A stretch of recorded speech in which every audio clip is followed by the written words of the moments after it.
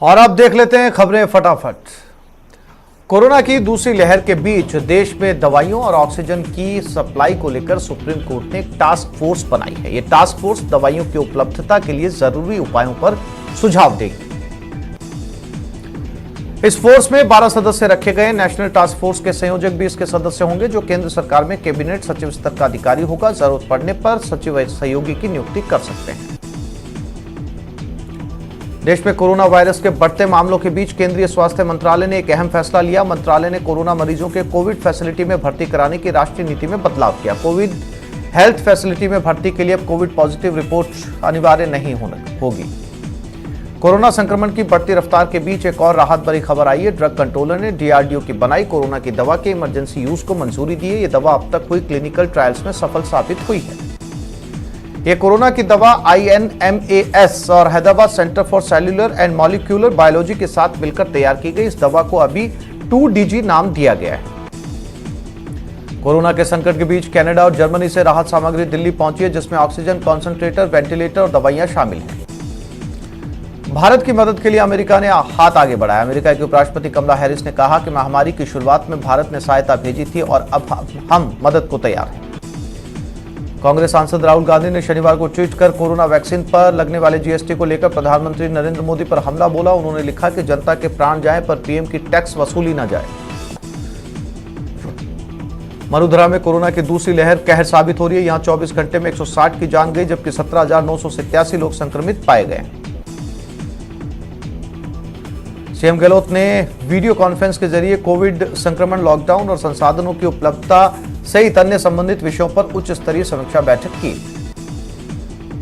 बैठक में सीएम ने कहा कि शहरों के साथ साथ कोरोना संक्रमण गांव में भी बड़ी तेजी से फैल रहा है। इसके प्रसार को रोकने और संक्रमितों को तत्काल इलाज उपलब्ध कराने के लिए ग्रामीण क्षेत्रों में हेल्थ मशीनरी को पूरी तरह एक्टिव किया जाए। बैठक में सीएम ने कहा कि दूसरी लहर के साथ साथ विशेषज्ञ तीसरी लहर की भी आशंका जता रहे हैं। उनके अनुसार तीसरी लहर और ज्यादा घातक हो सकती है और बच्चों में इसका अधिक प्रसार होने की आशंका जताई जा रही है। राजस्थान में लगातार बढ़ते कोरोना संक्रमण के बीच सीएम अशोक गहलोत ने कहा कि केंद्र सरकार को देशव्यापी लॉकडाउन लगा देना चाहिए। उन्होंने कहा कि संक्रमण को रोकने के लिए लॉकडाउन पहले से ज्यादा जरूरी है। गंगानगर में मेडिकल कॉलेज के लिए इंतजार की घड़ियां खत्म हुई। आज सीएम गहलोत वीसी के जरिए गंगानगर के बहुप्रतीक्षित मेडिकल कॉलेज का वर्चुअल शिलान्यास करेंगे। देश में जारी कोरोना संकट के बीच प्रधानमंत्री मोदी ने महाराष्ट्र के सीएम उद्धव ठाकरे से बात की।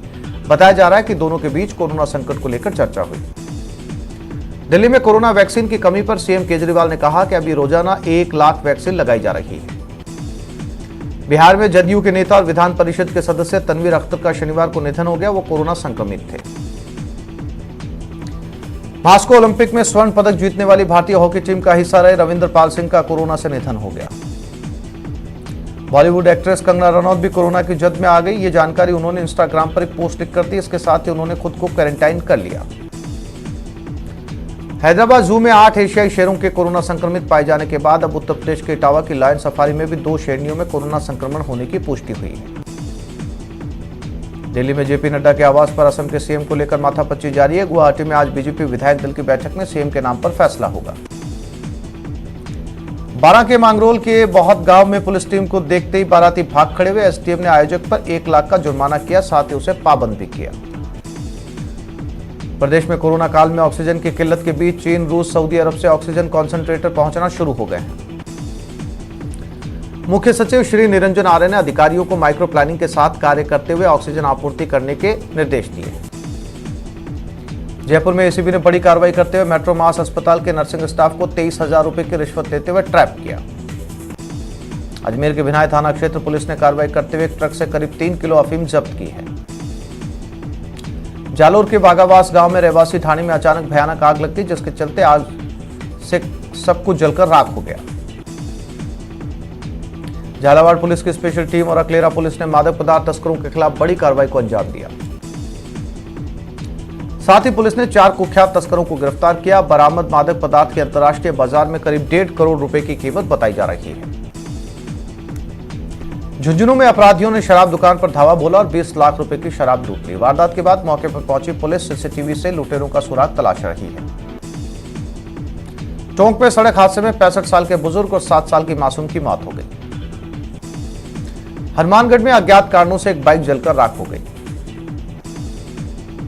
उदयपुर जिले के कोटड़ा थाना में घरेलू विवाद में पति ने पत्नी की हत्या कर दी।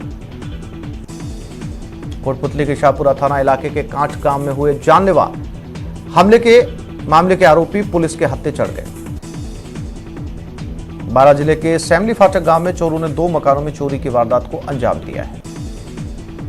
पाली के जैतारण क्षेत्र में वाहन चोरी के मामलों को गंभीरता से लेते हुए पुलिस प्रशासन अलर्ट मोड पर है, जिसके चलते पुलिस ने 2 आरोपियों को गिरफ्तार किया। सीकर में एक छात्र का अश्लील वीडियो बनाकर ब्लैकमेल करने का मामला सामने आया। फिलहाल पुलिस ने केस दर्ज कर मामले की जांच शुरू कर दी है। प्रतापगढ़ जिले में एक युवक की धारदार हथियार से गला काटकर हत्या कर दी गई।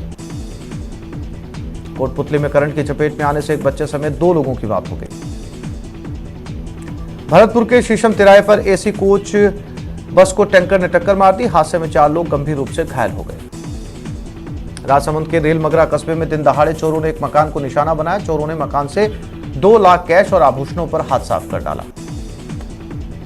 शौर्य चक्र विजेता लेफ्टिनेंट कर्नल सेवानिवृत्त रतन कुमार सेन का लंबी बीमारी के बाद निधन हो गया। परिवार जनों ने सेन का पार्थिव शरीर चिकित्सकीय उद्देश्य के लिए दान किया। कोटा में कोरोना और मौसमी बीमारियों की रोकथाम के लिए जिले में नियमित डोर टू डोर सर्वे जारी है। कोटा के भितरिया कुंड इलाके में वैक्सीनेशन कैंप में कोरोना प्रोटोकॉल की उस समय धज्जियां उड़ गई जब लोगों का हुजूम उमड़ पड़ा और भारी भीड़ जमा हो गई। झालावाड़ में बढ़ते कोरोना संक्रमण को देखते हुए पुलिस ने बेवजह बाजारों में घूमने वाले लोगों को पकड़कर क्वारंटीन किया। करौली जिले में पिछले 2 दिन से कोरोना संक्रमितों का आंकड़ा 200 के नीचे आ रहा है। वहीं करौली जिला मुख्यालय पर भी कोरोना संक्रमितों की संख्या में भी कमी आई है।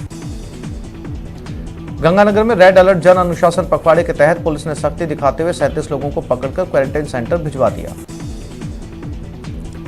गंगानगर के सूरतगढ़ में पीडब्ल्यूडी के गेस्ट हाउस में कोविड डोज की सप्लाई मिल जाने पर कोविड वैक्सीनेशन का काम शुरू किया गया है। चूरू के सुजानगढ़ में राजकीय पीसीबी स्कूल में चल रहे कोरोना वैक्सीनेशन सेंटर पर ज्यादा भीड़ आने से सोशल डिस्टेंसिंग की धज्जियां उड़ गई। कोटा में कोविड टीकाकरण अभियान के तहत शनिवार को जिले में 46 साइट पर सेशन आयोजित हुई। कोटा ग्रामीण के पुलिसकर्मी पर कोरोना की दूसरी लहर कहर बरपा रही है। अब तक 56 पुलिसकर्मी संक्रमित हो चुके हैं। भरतपुर में इमारती लकड़ी के पेड़ों को काटने वाले गिरोह के 3 सदस्यों को धर दबोचा गया। वीकेंड लॉकडाउन के दौरान राजधानी जयपुर में ट्रांसपोर्ट नगर चौराहे पर लोगों में काफी लापरवाही देखने को मिली।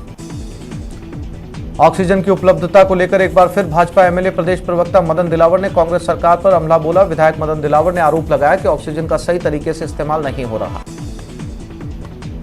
बाड़मेर में कोरोना वायरस के बढ़ते संक्रमण के बीच प्रशासन ने वीकेंड कर्फ्यू को लेकर सख्ती दिखानी शुरू कर दी। पुलिस ने कर्फ्यू के दौरान बेवजह घूमने वालों को पकड़कर क्वारंटाइन किया। डूंगरपुर जिला कलेक्टर सुरेश कुमार ओला ने जिला कोविड अस्पताल का निरीक्षण किया। इस दौरान कलेक्टर ने वार्डों में व्यवस्थाओं का जायजा लेने के साथ साथ आवश्यक दिशा निर्देश दिए। रेड अलर्ट अनुशासन पखवाड़े की वजह से जोधपुर में बिना तामझाम के सेन जयंती मनाई गई। इस मौके पर सेन समाज के युवाओं ने पुलिसकर्मियों और स्वास्थ्य रक्षकों को छाछ पिलाई। कोरोना काल में एक और तो ऑक्सीजन की मारामारी है, दूसरी ओर बीकानेर के जगदेव वाला गांव की रोही में हरे पेड़ों की कटाई धड़ल्ले से चल रही है। कटाई की सूचना जीव रक्षा संस्था को मिलने पर मौके पर पहुंचे अधिकारियों ने आक्रोश व्यक्त किया। बारां जिले के कांग्रेस नेता दिनेश यादव ने कोरोना संक्रमितों को समय पर उपचार नहीं मिलने का आरोप लगाया। उन्होंने मांगरोल के बहुत गांव में 5 कोरोना संदिग्धों की मौत के बाद गांव का दौरा किया। राजसमंद जिले के कुंवारिया कस्बे में कोरोना कंट्रोल करने और लोगों को समझाने के लिए जवानों ने फ्लैग मार्च किया। फ्लैग मार्च पुलिस ने लोगों से घर में रहने की अपील की। बांसवाड़ा शहर में नए बस स्टैंड के पास संचालित इंदिरा रसोई अब कोविड-19 में आम लोगों के लिए बेहद काम आ रही है। दिन भर में यहां 220 के करीब लोगों का भोजन अस्पताल और क्वारंटीन सेंटर में पहुंचाया जाता है। चित्तौड़गढ़ में कोरोना संक्रमित महिला ने जुड़वा बच्चों को जन्म दिया। दोनों जुड़वा बच्चों की देखभाल special newborn baby care unit पे की जा रही है। बांसवाड़ा के गोविंद गुरु जनजातीय विश्वविद्यालय की ओर से एक बड़ी पहल की गई। विश्वविद्यालय ने प्रदेश में कोविड-19 वैक्सीनेशन के लिए 11 लाख रुपए दिए। ऑक्सीजन की उपलब्धता को लेकर एक बार फिर बीजेपी एमएलए प्रदेश प्रवक्ता मदन दिलावर ने कांग्रेस सरकार पर हमला बोला और ऑक्सीजन को लेकर गंभीर आरोप लगाए। सादुलपुर सैनिक बस्ती में स्थित आंगनबाड़ी पर महिलाओं ने हंगामा किया। दरअसल कई सारी महिलाएं राशन लेने आंगनबाड़ी पहुंची थी, लेकिन उन्हें राशन नहीं दिया गया। जोधपुर के माथुर अस्पताल में ऑक्सीजन की कमी को देखते हुए अस्पताल प्रशासन ने एक सिलेंडर पर 2 पाइपलाइन लगाकर 2 मरीजों को ऑक्सीजन देने की व्यवस्था की। धौलपुर में कोरोना के बढ़ते संक्रमण को देखते हुए जिला कलेक्टर की पहल पर जिला प्रशासन ने मोबाइल सेवा खाद्य सामग्री के वाहन का शुभारंभ किया। जोधपुर के रेजिडेंसी अस्पताल में सभी सुविधाओं युक्त पड़े बेड की खबर चलने के बाद प्रशासन हरकत में आया। जिला कलेक्टर ने जोधपुर के सामुदायिक केंद्रों का जायजा लिया। अजमेर में कोरोना संक्रमण के दौरान जिला कलेक्टर ने चिकित्सा व्यवस्था की समीक्षा के लिए अस्पतालों का दौरा किया। भीलवाड़ा में कोरोना के कहर को लेकर विधिक सेवा प्राधिकरण भी अपने सामाजिक सरोकार निभाने के लिए आगे आने लगा है। सेवा प्राधिकरण ने कोरोना संक्रमित रोगियों की मदद के लिए हेल्पलाइन की शुरुआत की। बीकानेर में नहरबंदी के चलते शहर के कई इलाकों में पानी की भारी किल्लत देखने को मिल रही है। भीलवाड़ा में कोरोना के बढ़ते संक्रमण को देखते हुए जिला कारागृह में औचक निरीक्षण के लिए एक टीम पहुंची। डूंगरपुर जिले में कोरोना संक्रमण से बचाव को लेकर जिला कलेक्टर ने जिले का दौरा किया। प्रतापगढ़ जिले के एसडीएम और तहसीलदार ने क्षेत्र के गांवों का दौरा किया। प्रशासन की ओर से लगाए गए कार्मिकों की ड्यूटियों की स्थितियां जानी। सिरोही के जिला अस्पताल और कोविड केयर सेंटर में कोरोना का इलाज करा रहे 143 मरीज स्वस्थ होकर अपने घर पहुंच गए। करौली के सामान्य चिकित्सालय में भर्ती एक युवक की मौत हो गई। आरोप है कि युवक के लिए ऑक्सीजन सिलेंडर की मांग की गई थी, लेकिन चिकित्सा कर्मियों ने मामले में गंभीरता नहीं दिखाई। राजसमंद जिले के कुंवारिया कस्बे में रेड अलर्ट जन अनुशासन के तहत पुलिस के जवानों ने फ्लैग मार्च निकाला। गंगानगर के सूरतगढ़ में प्रशासन ने कड़ी कार्रवाई करते हुए दुकानों को सीज किया है। कोटा ग्रामीण पुलिस ने अनूठी पहल करते हुए 2 दिन में समझाइश के बाद 72 शादियों को निरस्त करवाने में कामयाबी हासिल की। गंगानगर जिले में कोरोना टीकाकरण का अभियान जारी है। जिले में 81 केंद्रों पर 45 वर्ष से ज्यादा उम्र के लोगों का वैक्सीनेशन किया गया।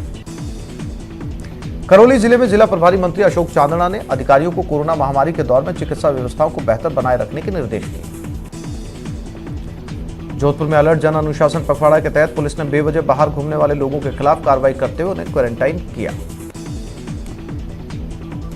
गंगानगर में वीकेंड कर्फ्यू के पहले दिन पुलिस ने एक सैलून में कटिंग करते हुए पाए जाने पर सैलून को 72 घंटे के लिए सीज कर दिया। चूरू के सुजानगढ़ में कोरोना से मुक्ति के लिए गणेशनाथ महाराज द्वारा 41 दिवसीय पंचधूनी तपस्या की जा रही है, जो 41 दिनों तक चलेगी। जालौर में न्यूज 18 की खबर का बड़ा असर हुआ, जिसके बाद जिला रजिस्ट्रीकरण प्राधिकरण समिति ने फैसला लेते हुए निर्धारित दर से अधिक ली गई राशि लौटाने के आदेश जारी कर दिए। चूरू के सुजानगढ़ के उपखंड दफ्तर पर किसानों का धरना लगातार 144वें दिन भी जारी रहा।